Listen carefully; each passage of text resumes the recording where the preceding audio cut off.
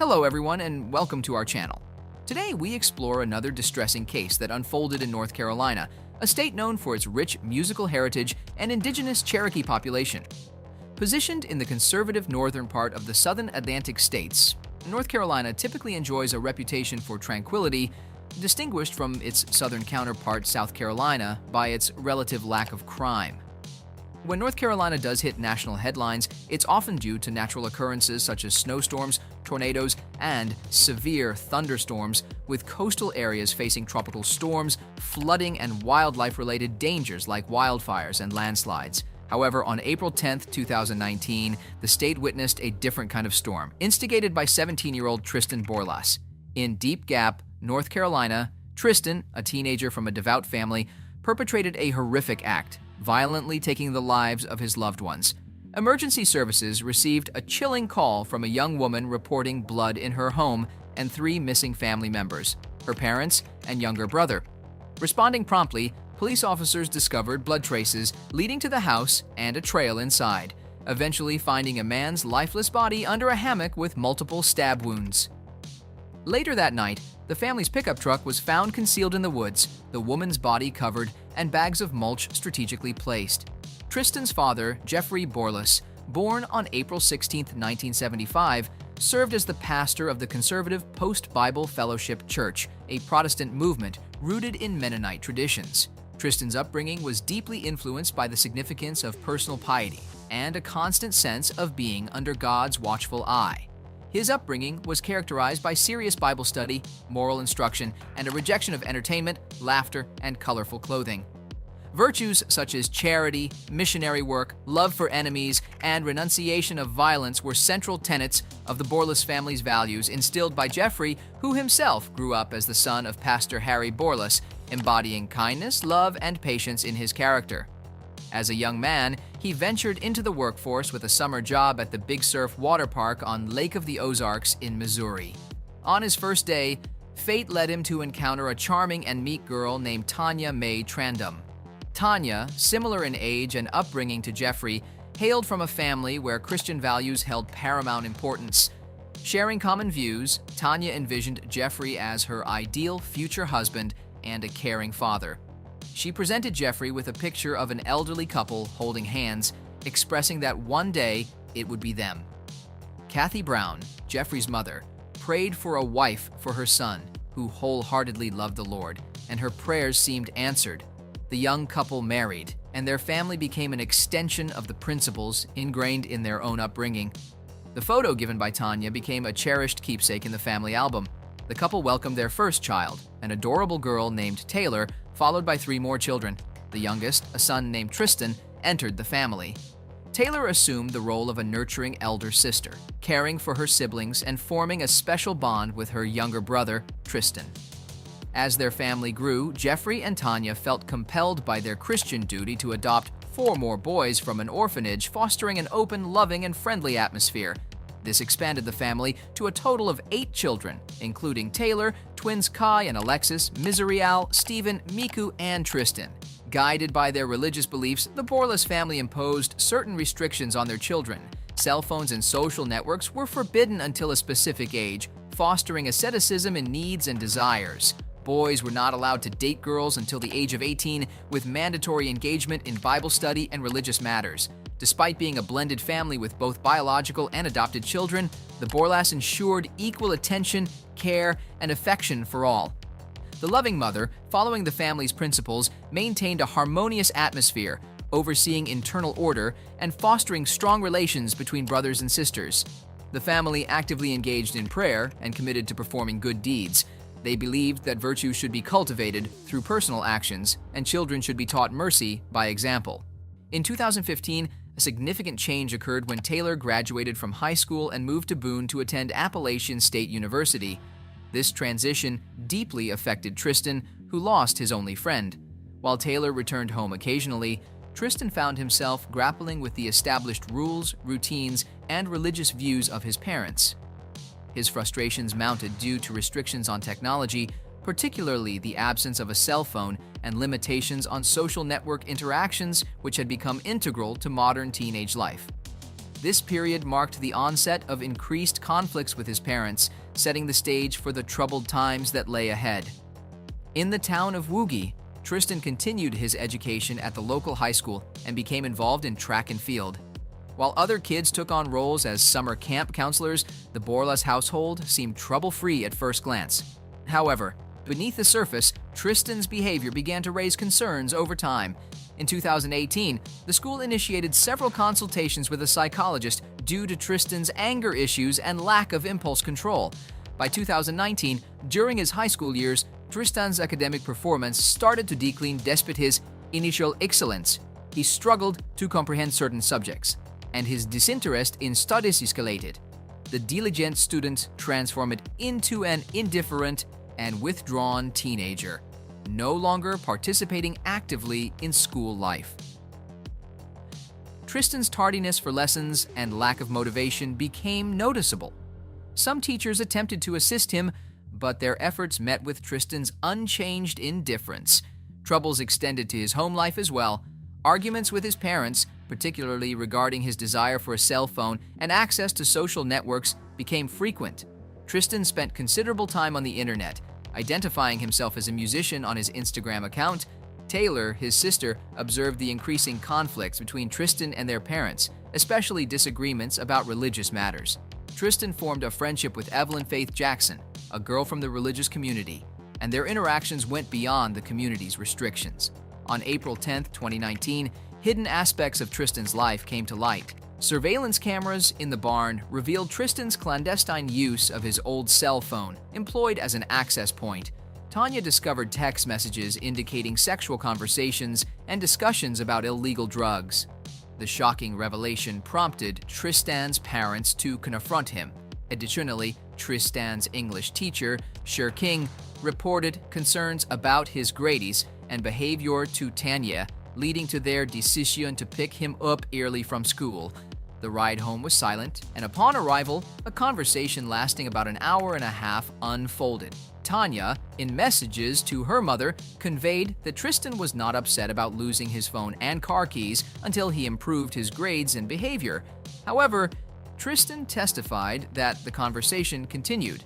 They discussed the importance of excelling in school, maintaining cleanliness in relationships with girls, avoiding illegal drugs, and adhering to Christianity. They even created a list of qualities for Tristan to cultivate, including compassion and honesty. At one point, Tristan claimed that his mother, approaching from behind, unexpectedly applied pressure to his neck, causing him to react impulsively. In the ensuing struggle, Tristan accidentally stabbed his mother, believing he was defending himself. Fleeing to his father for help, Tristan recounted feeling shocked and not understanding the unfolding events. The jury later rejected the psychologist's opinion that Tristan was in a severely impaired cognitive state, considering him a manipulator and socially dangerous. Tristan's version of events clashed with forensic evidence, including autopsy reports highlighting multiple stab wounds on both parents. The jury deemed Tristan's actions deliberate, ultimately finding him guilty despite conflicting perspectives presented during the trial. Upon returning to the house, Tristan took the macabre step of moving his mother's lifeless body and concealing it in the truck, carefully hiding it beneath a tarp. Following this gruesome act, he spent approximately an hour sanitizing the crime scene, even employing a hose to cleanse the porch outside the house. Around 8:30 p.m., Tristan arrived at his grandmother's house to pick up his younger brother, Robin. Perplexed by the unusual circumstances, Robin questioned Tristan, who offered a hurried explanation. Tristan claimed that his parents urgently needed to visit the store and apologized for not having the time to collect his brother. Roughly 20 minutes later, Robin received a call from her other grandson, reporting that their parents were unresponsive and had failed to pick him up from his part-time job, a deviation from their usual routine. Concerned, Robin and Alexis decided to investigate, agreeing to meet at Jeffrey and Tanya's house. Upon approaching the residence, Robin observed blood on the porch, attributing it to the presence of animals on the property. However, upon entering the house to retrieve a flashlight for animal checks, Robin discovered blood everywhere. Alexis, upon entering the house, reported finding a body beneath the hammock near the animal barn, and she believed Tristan, covered in blood, was nearby. Subsequently, Alexis contacted emergency services, leading to instructions for all family members to lock themselves in the car until the police arrived. After a 10-minute wait, the police arrived, and following hours of discussions with officers, the family was informed about the tragic demise of Jeffrey and Tanya Borlas. During the examination of the crime scene, detectives identified a computer interface connecting the home's video surveillance system to monitors. Requesting a warrant to access the credentials from the system servicing company, detectives scrutinized the camera footage to unveil the circumstances of the crime. Detectives then obtained a warrant for Tristan's arrest and relayed details about the vehicle he allegedly drove to the National Crime Information Center, initiating a search and subsequent chase. Meanwhile, Tristan contacted his girlfriend Evelyn and visited her home. Observing Tristan's distressed state and the scratches on his forehead and arms, Evelyn inquired. Tristan assured her that he had only argued with his parents and received the scratches while playing with his dog. Evelyn later described the injuries as 3 scratches on his forehead, a wound on his hand, a cut on his finger, and a bruised fingernail. Tristan posted a photo of these injuries on Snapchat, claiming he was hurt by his father's dog. On April 11th, Sheriff's Office personnel obtained video surveillance system credentials and learned the circumstances of the crime. Detectives issued a warrant for Tristan's arrest and commenced the extradition process. Tristan and Evelyn traveled to another state, leading to a search for the vehicle and a subsequent police chase.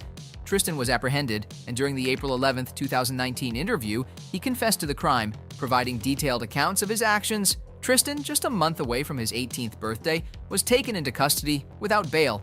Subsequent investigations extended to Tristan's Snapchat account and 5 cell phones. Search warrants were issued for various locations, including the Orchard Road home, Tristan's girlfriend's home, and the Ford F-150 truck.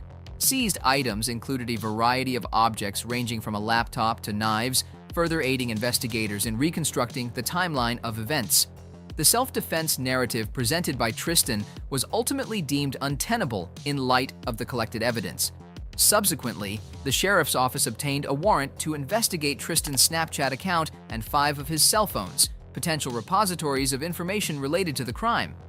A search warrant was also issued for the Orchard Road home, where detectives discovered additional items in the master bedroom, including a phone, a keyboard, a pen from a safe, paper cups, a hammer, a straw, knives, a red-stained swab, eyeglasses, a kitchen towel, a hammock, a digital video recorder, a rug, miscellaneous papers, South Dakota cards, and boots. Court documents indicate that a search warrant was also granted for the Ford F-150 truck, leading to the seizure of a red-stained swab, a laptop, a computer charger, and a steering wheel cover. Furthermore, a warrant was issued to search Tristan's girlfriend's home in Boone, where a pillowcase, a zippered sweatshirt, and a notebook were seized from the property. The results of these investigations and searches played a crucial role in helping investigators reconstruct the chronology of events down to the smallest details. The self-defense narrative presented by Tristan was scrutinized and ultimately deemed untenable in light of the evidence collected. Following these tragic events, funeral services for the couple were held on April 17, 2019, at the Bible Fellowship Church. Pastors William C.R. and Brad Gray officiated the ceremony. Despite the profound loss, the children, grappling with the premature departure of their parents, found the strength to pen a poignant obituary. Expressing their deep grief, the children acknowledged their parents' unwavering dedication to family and their impact on the world. They vowed to continue their parents' legacy by passionately loving people and pursuing the teachings of Jesus. Post-funeral, Taylor visited her brother Tristan in prison for the first time. However, the encounter was disheartening, as Tristan appeared unrepentant and attempted to shift blame onto the family for the tragedy. This unsettling behavior left Taylor feeling disgusted, prompting the family to decide to sever all contact with Tristan. The trial commenced on February 16, 2022, where Tristan, expressing regret for his actions, concurred with his family's statements about him and supported the decision for a permanent ban on contact to ensure the family's safety. On March 3rd, Tristan Bohr was sentenced to life in prison without the possibility of parole on each count of first-degree murder. While acknowledging mental health as a mitigating factor, The judge emphasized that Tristan's anxiety and depression, though exacerbated by drug use, did not excuse the severity of his actions.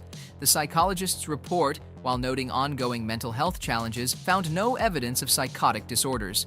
Remarkably, throughout the court proceedings, neither Tristan's family, his lawyer, nor Tristan himself provided any statements regarding the motives that led to the crime. The narrative remains complex, a religious family grappling with a socially dangerous individual entangled in drug use, struggling with self-hatred, low self-esteem, and mental health challenges. The story concludes with the profound question of whether this senseless tragedy could have been avoided within a truly loving family structure.